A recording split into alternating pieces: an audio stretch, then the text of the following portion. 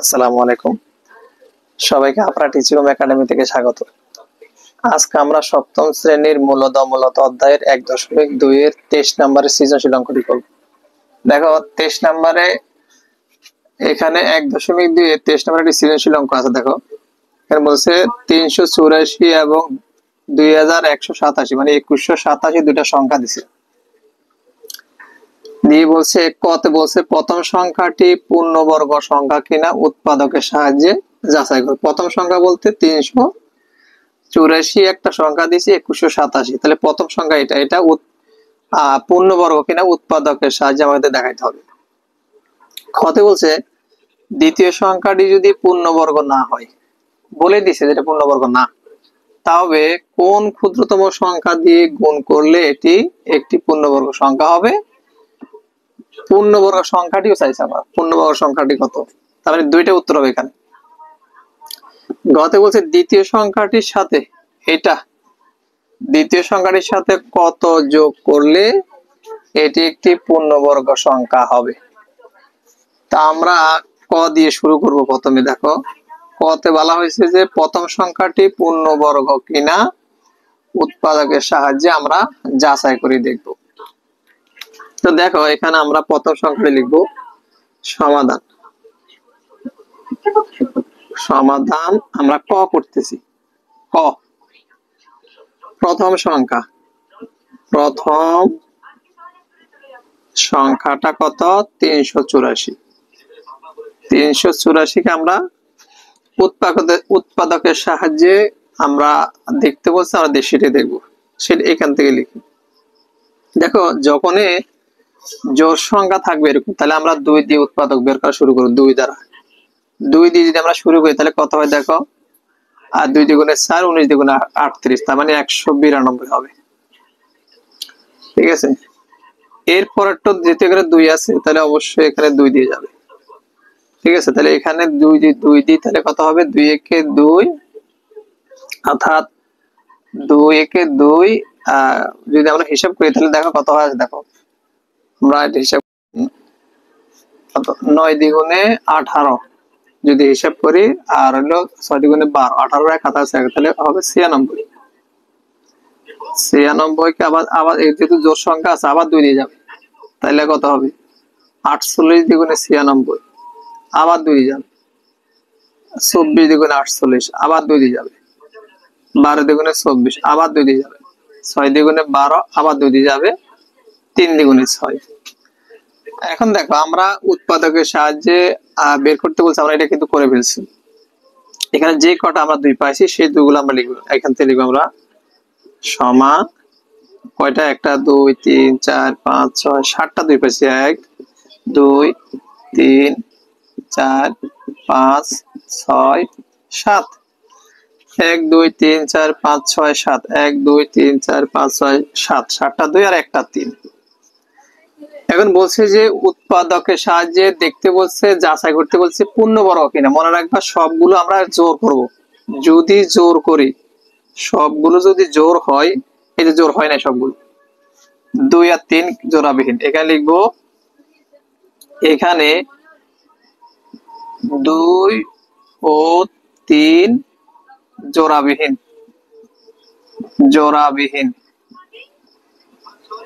2 ও 3 যদি জোড়ায় থাকতো তাহলে সংখ্যাটি পূর্ণবর্গ হতো। প্রশ্নে বলা ছিল এটি পূর্ণবর্গ কিনা যাচাই করতে। তার মানে আমরা দেখলাম যে সবগুলো জোর করে নেওয়ার পরে 2 আর 3 জোড়াবিহীন। 2 আর 3 যখন জোড়াবিহীন, তাহলে 384 সংখ্যাটি পূর্ণবর্গ না। তাহলে আমরা এখানে লিখবো, সুতরাং 384 সংখ্যাটি পূর্ণবর্গ নয়। এটি হবে আমাদের ক এর জন্য উত্তর। তোমরা ক নাম্বারটা তুলে ফেলো, আমরা এরপরে খ করব।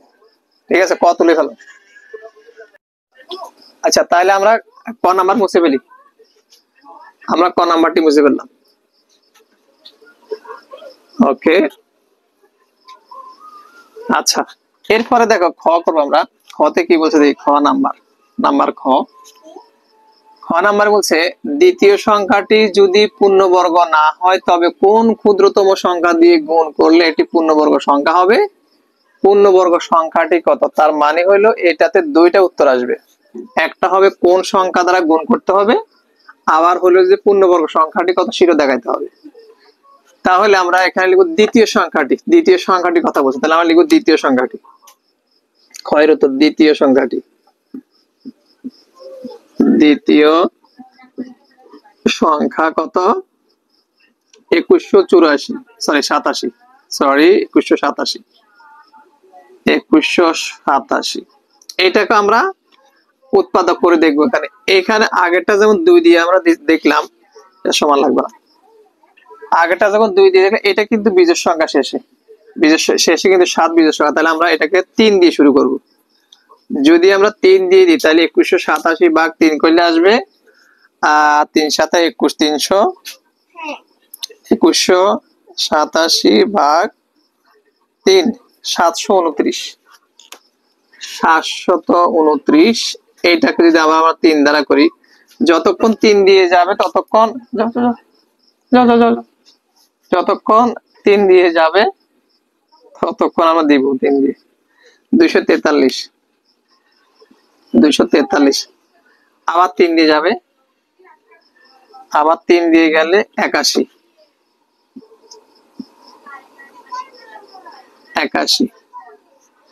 আবার 3 দিয়ে যাচ্ছে, আবার 3 দিয়ে যাবে, আমরা আবার দেখি 3 দিয়ে গেলে কত হয়। হ্যাঁ 27। 3 দিয়ে যাচ্ছে, 3 27 81। এবার 3 দিয়ে যাবে, 3 নং 27। এবার 3 দিয়ে যাচ্ছে, 3 3 আর 9। তাহলে দেখো আমরা কিন্তু দ্বিতীয় সংখ্যাটা বলছে যে পূর্ণবর্গ সংখ্যা কিনা।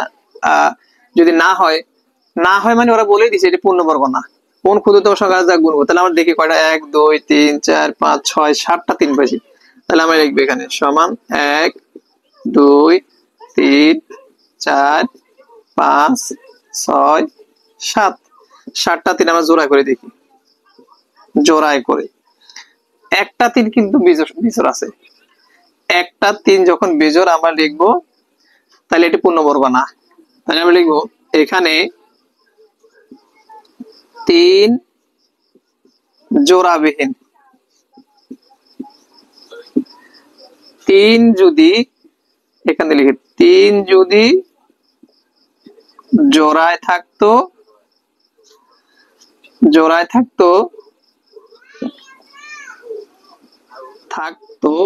তাহলে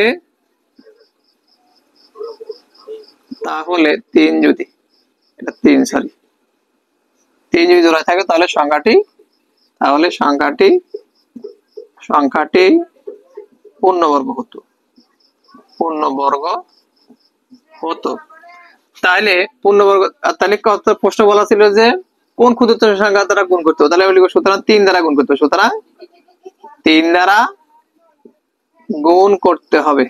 গুণ করতে হবে।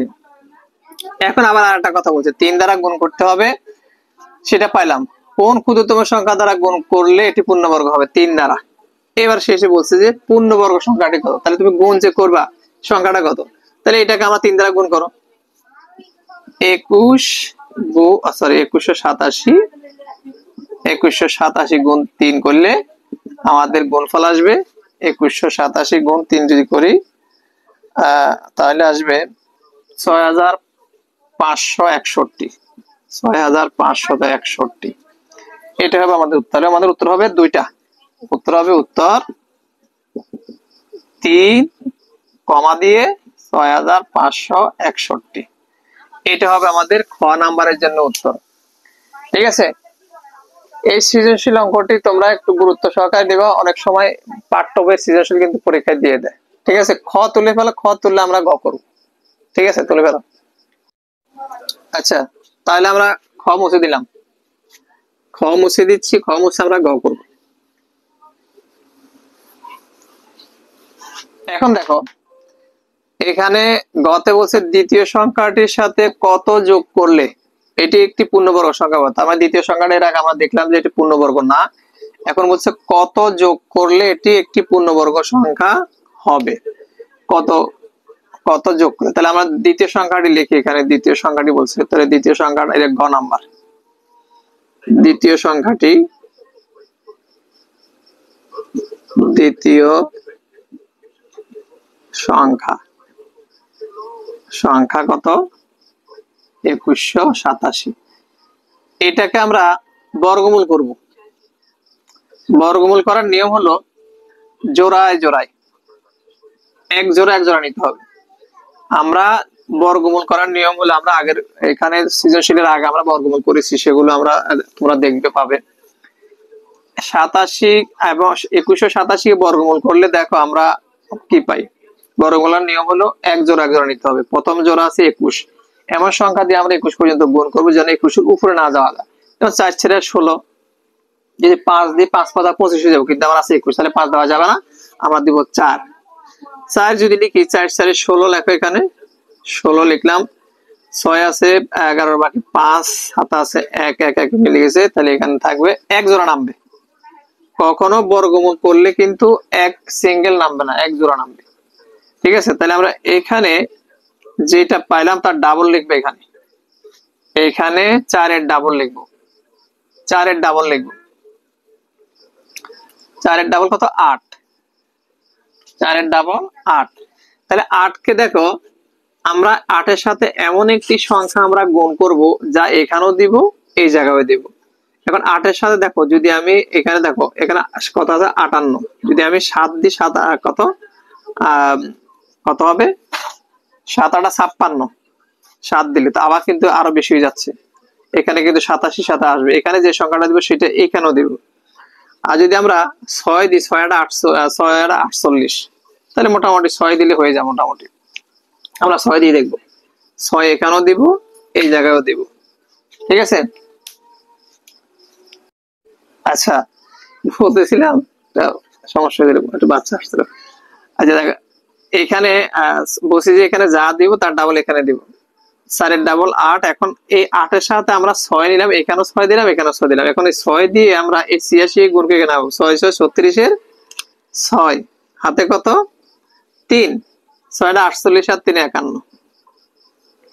তাহলে দেখো, 7 থেকে 6 বাদ দিলে 1, আর 8 থেকে 1 বাদ দিলে 7, 71 কিন্তু আমাদের অবশিষ্ট থাকে। তার মানে এটি পূর্ণবর্গ না। এখানে বলা হয়েছে যে আমরা আবার দেখি, 6 6 36 এর 6, হাতে আছে 3, 6 টা 48 আর 3 যোগ করলে হবে 51। ঠিক আছে, আচ্ছা এখন বলছে এটি একটি পূর্ণবর্গ হইল না, তাহলে আমরা লিখবো বলছে পূর্ণবর্গ সংখ্যাটি হবে কত যোগ করলে। তা আমরা লিখবো এখানে 2187 এর বর্গমূল করতে গিয়ে দেখা যায় 71 অবশিষ্ট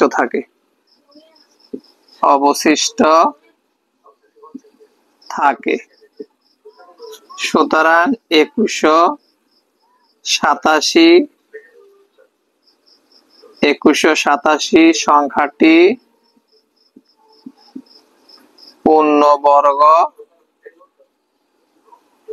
পূর্ণবর্গ নয়। এখান থেকে লিখে, একটু দেখা যাবে না, এর সাথে কোন একটি ক্ষুদ্রতম সংখ্যা যোগ করলে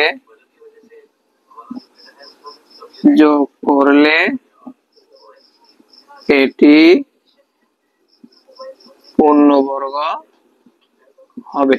তা আমরা যে বর্গটা পাইছি এখানে 46, তাহলে এটার সাথে আমরা ক্ষুদ্রতম মানে 1 যোগ করতে হবে। ক্ষুদ্রতম সংখ্যা হলো 1 যোগ করলে হবে 47।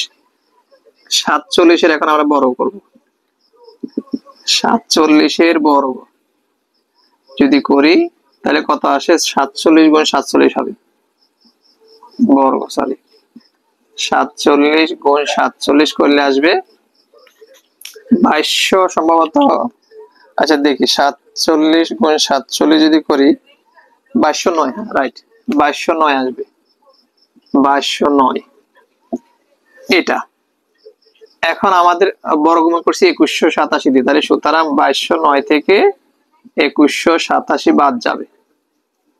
বাদ গেলে কত থাকে? 9 থেকে 7 বাদ দিলে 2, তাহলে 22 থাকবে। তারপর আমরা একটু দেখি 2187, হ্যাঁ 22। তাহলে বলছে যে এর সাথে কত যোগ করলে এটি একটি পূর্ণবর্গ সংখ্যা হবে? 22 সংখ্যাটি যোগ করলে এটি পূর্ণবর্গ হবে। উত্তর হবে 22। উত্তর হবে 22। আশা করি তোমরা বুঝতে পারছো এই সৃজনশীল অঙ্কটি খুবই গুরুত্বপূর্ণ, তোমরা শিখে রাখবে। পাঠ্য বই সৃজনশীল ঠিক এরকমই সৃজনশীল তোমাদের পরীক্ষায় বিভিন্ন ভাবে আসতে পারে। তাই সৃজনশীল যত বেশি চর্চা করবে তত বেশি তোমরা কিন্তু শিখতে পারবে, জানতে পারবে। ঠিক আছে, তুলে ফেলো।